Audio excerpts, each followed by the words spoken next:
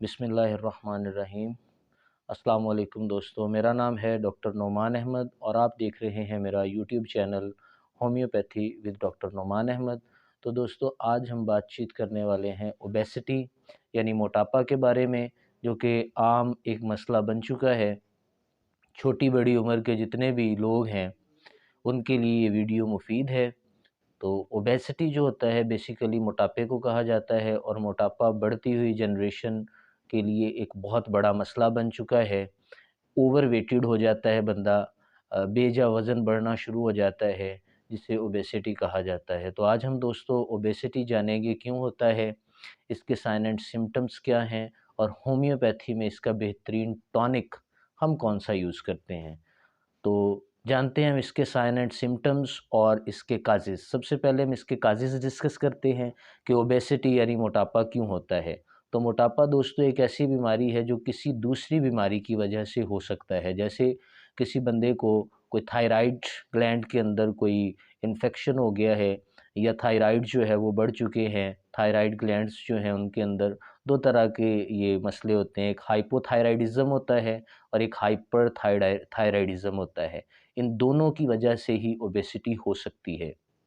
किसी और बीमारी के नतीजे में, जैसे कि लिवर इनलार्जमेंट हो जाती है, लिवर के ऊपर चर्बी चढ़ जाती है, या किसी भी खून के अंदर जो है कहीं पर कहीं क्लॉटिंग हो जाती है, तो वहाँ पर एक चर्बी जो है वो जन्म ले लेती है, चर्बी सी बननी स्टार्ट हो जाती है, जिसे ओबेसिटी का नाम दे दिया जाता है।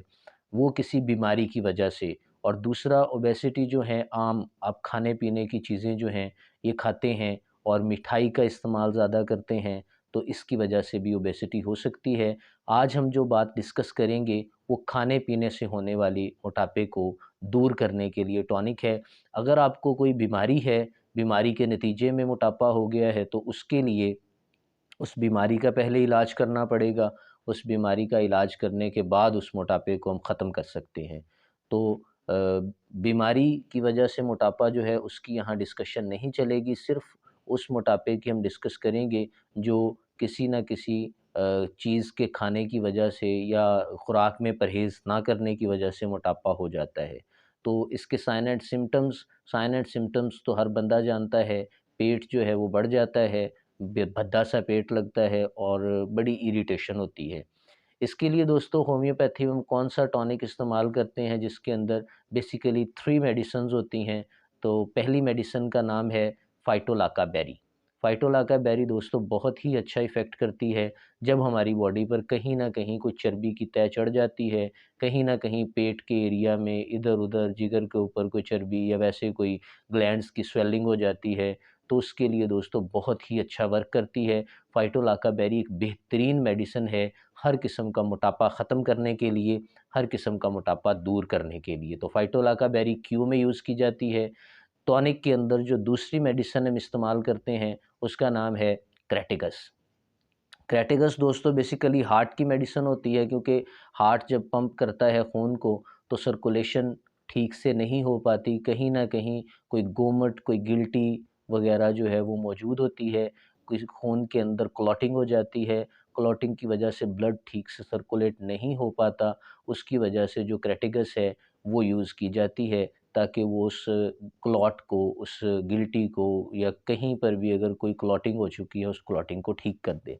तो क्रेटिकस दोस्तों बेसिकली हार्ट की मेडिसिन है, लेकिन हम मोटापे के लिए क्रेटिकस को यूज़ कर सकते हैं। हम यहाँ पे मोटापे को डिस्कस कर रहे हैं, क्योंकि एक मेडिसिन को हम कई मकासद के लिए इस्तेमाल कर सकते हैं। तो क्रेटिकस दोस्तों क्यों में ली जाती है, और क्रेटिकस बहुत अच्छा वर्क करती है। मैं आपको ऑलरेडी बता चुका हूँ, क्रेटिकस बहुत अच्छा वर्क करती है जब हमारी बॉडी के अंदर कहीं पर मोटापा आ जाता है। तो क्रेटिकस दोस्तों क्यू में ली जाती है। जो थर्ड मेडिसिन हम यूज़ करते हैं उस मेडिसिन का नाम है एलियम स्टाइवा। एलियम स्टाइवा दोस्तों लहसुन से बनने वाली मेडिसिन है। तो ये जितनी भी मेडिसिन मैंने आपको बताई हैं, ये सारी की सारी प्लांट किंगडम से तैयार होती हैं और इनका कोई साइड इफ़ेक्ट नहीं है।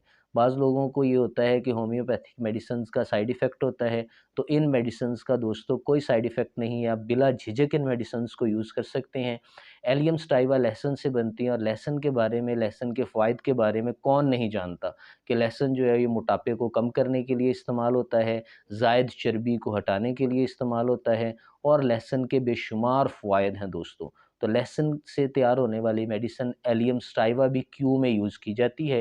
क्यू में लेने से हमारे बॉडी के ऊपर जो एक्स्ट्रा चर्बी होती है, एक्स्ट्रा मैस चढ़ जाता है, एक्स्ट्रा जो हमारी बॉडी भद्दी सी बदनुमा लगती है, उसको ठीक करने के लिए दोस्तों एलियम स्टाइवा हम यूज़ करते हैं।